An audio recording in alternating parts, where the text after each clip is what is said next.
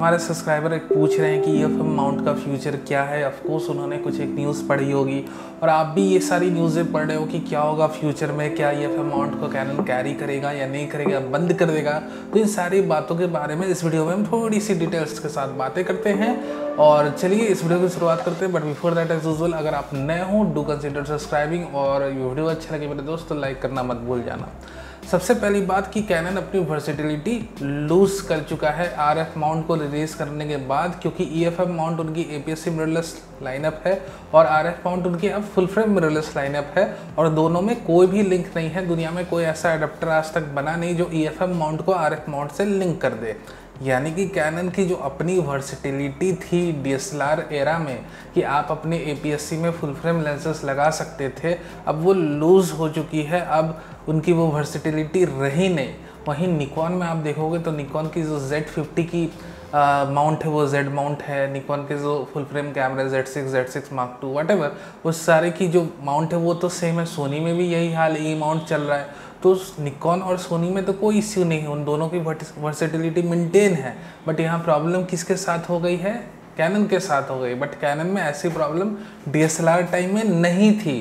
क्यों हुई कैनन के साथ ऐसी प्रॉब्लम, ये जानना जरूरी है। थोड़ी सी बातें तो बैक 2013-2012 में क्या हुआ था कि EFM माउंट को कैनन ने रिलीज़ करा था और उसी टाइम फ्रेम में निकॉन ने भी अपना C माउंट रिलीज़ करा था 1 इंच सेंसर वाला। तो उस समय इन दोनों को लगा था, कैनन को और अपने निकॉन को, कि भैया हम अपने जो भी मिररलेस हमने बनाया EFM माउंट से और C माउंट से सोनी को उड़ा देंगे और सोनी जो है हमसे दब जाएगा।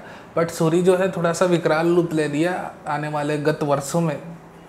अब क्या हुआ, इन्हें ऐसा लगा कि भाई अब हम मिररलेस शिप में जंप ना करें और कोई बहुत अच्छा मिररलेस प्रोडक्ट लॉन्च ना करा तो हमारा वजूद ही खतरे में बढ़ जाएगा इन DSLRs को लेकर। तो भाई निकॉन ने तो बहुत ही अच्छी तरीके से, उनकी C माउंट के कैमरे उतने बिग भी नहीं रहे थे, 1 इंच सेंसर बेस्ड मिररलेस कैमरे, तो उन्होंने उसे बंद कर दिया और बहुत ही बेहतर तरीके से एक नई शुरुआत करी। बट कैनन जो है उनके EFM माउंट के कैमरे कुछ एक मार्केट में बिक रहे थे, चल रहे थे, तो उसे बंद ना करते हुए अब वो ऐसा था EFM माउंट कैनन का कि भैया उसे यूज़ करके हम फुल फ्रेम सेंसर वाला कैमरा उतार भी नहीं सकते हैं। Since it's not a future perfect mount और मुनासिब ना होगा कि उस माउंट को, जिस समय हमने उस समय ध्यान रखा नहीं, मतलब 2012 और 30 में उनके इंजीनियर्स ने ध्यान रखा नहीं, एक अच्छे डायमीटर का अगर माउंट उसी समय रिलीज़ कर देते जो RF माउंट है इस वक्त, तो कोई झंझट ही नहीं रहता। But they ignored at that time. उन्हें लगा कि हमारा APS-C मिररलेस कैमरा ही काफ़ी है।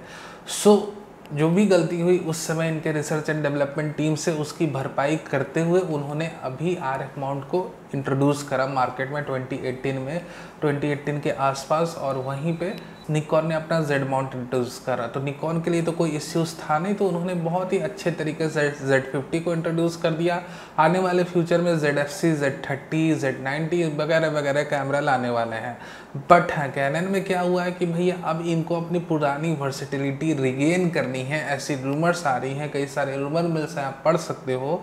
तो उन्होंने 7D सीरीज़ की अपडेट को हाल्ट करके रखा है और RF माउंट के अंदर एक high and APS-C mirrorless camera may be in the end of 2021 और समवेयर एट 2022 आ सकता है। डिपेंड्स अपॉन कैनन अपनी मार्केटिंग स्ट्रेटेजी के हिसाब से कब समय चुनते हैं RF mount based APS-C mirrorless camera को उतारे मार्केट में, तो वो तो आएगा ही आएगा। तो उसके बाद क्या होगा, इसके बारे में कई लोगों को टेंशन है कि भैया जब RF माउंट के APS-C मिररलेस कैमरे आने लगेंगे तो क्या कैनन अपनी EFM माउंट पर ध्यान देगा।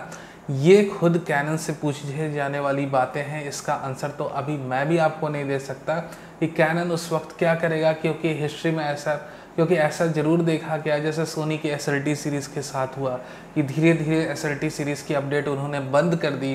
टाइम के साथ ऐसा कई बार कैमरा कंपनियां करती हैं कि धीरे धीरे अपनी सीरीज़, जो पुरानी सीरीज़ है, उनके अपडेट को रोक देती हैं।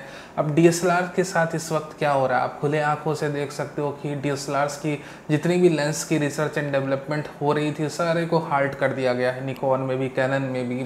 अब सारी जो रिसर्च एंड डेवलपमेंट और लेंस की अनाउंसमेंट चल रही है वो मिररलेस लेंसेज की चल रही है। DSLRs के अब कोई भी लेंसेज नहीं आ रही मार्केट में 2018 के बाद। लिटरली अगर आप देखोगे तो इनके ऊपर रिसर्च एंड डेवलपमेंट भी होना बंद हो गई।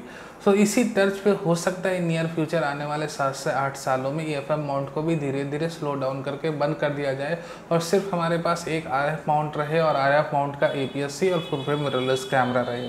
सेकंड बातें ये चल रही हैं और कुछ एक पेटेंट्स में भी ये दिखा है कि एक डेडिकेटेड व्लॉगिंग कम्पैक्ट कैमरा यानी कि EFM माउंट को बंद ना करके कैनन एक दूसरे रास्ते पर जा सकता है कि उस पर्टिकुलर सीरीज़ को व्लॉगर्स के लिए डेडिकेट कर दे और कुछ स्पेशलाइज्ड कैमरे आए कुछ बहुत ही यूनिक डिज़ाइंस के साथ और जो सिर्फ व्लॉगर सेंट्रिक रहे और व्लॉगर फ्रेंडली रहे।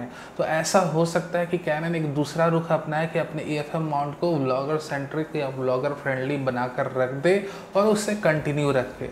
सो ऐसी दो बातें चल रही है। फ्यूचर क्या होता है इसके बारे में तो हमें बहुत क्लियर नहीं है, बट हाँ ये चीज़ें हमें समझ के रखनी है कि RF माउंट का APS-C sensor based mirrorless camera near future में आएगा ही आएगा और उसके बाद इस कैनन पर डिपेंड करता है वो चाहे तो इसे कैरी करें इस पर्टिकुलर माउंट को EFM को, चाहे तो ना करें, तो ये अब उनके ऊपर डिपेंड कर जाता है। तो ये सारी बातें हैं जो अभी हमें पता है वो मैं आपके साथ शेयर कर रहा हूँ कि EFM माउंट का जो फ्यूचर है वो खतरे में है या नहीं है वो खुद आप डिसाइड करो और मुझे बताओ कमेंट सेक्शन में कि आपको क्या लगता है। वीडियो देखने के लिए बहुत धन्यवाद। वीडियो अच्छा लगा हो तो लाइक करना नहीं भूलना, नहीं हो तो सब्सक्राइब भी कर लो for future updates live news and reviews.